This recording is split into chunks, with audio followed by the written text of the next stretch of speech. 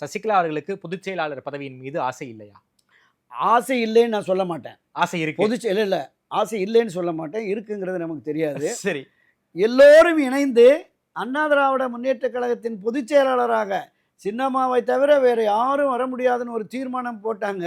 நம்ம கேபி முனுசாமி அவர்கள் தீர்மானத்தை வாசிச்சாருன்னு நினைக்கிறேன். ஆமா. இந்த தீர்மானத்தின் அடிப்படையில் காலப்போக்கில் இப்போது ஏற்பட்ட இந்த மாறுதல்கள், இந்த சிதைவுகள், இந்த பிரிவுகள், மனமாச்சரியங்கள் இதையெல்லாம் கடந்து மீண்டும் தனக்கு அந்த பொறுப்பு கிடைக்குங்கிற அந்த நோக்கத்தோடு அவர் பயணித்து வந்தார். அதனால் சட்ட ரீதியாகவும் அந்த முயற்சியை மேற்கொண்டார்.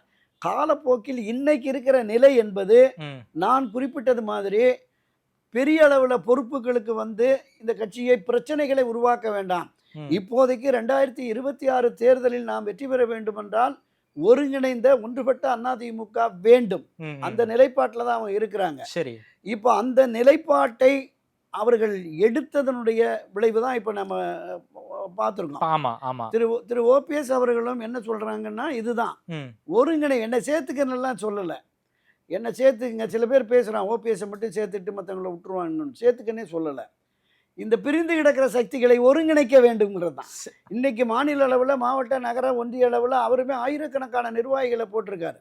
அவங்க எல்லாமே அதிமுகவில் பல்வேறு பொறுப்புகளிலிருந்து பயணித்தவர்கள். சரி. அப்போ அவங்களையும் அக்காமடேட் பண்ணாதான் இந்த தேர்தலில் அவர்களும் ஆமா திமுகவுக்கு எதிராக தீவிரமாக களமாட வேண்டும் என்றால் அதுதான் ஒன்றுபட்ட அதிமுக, அதுதான் ஒருங்கிணைந்த அதிமுக.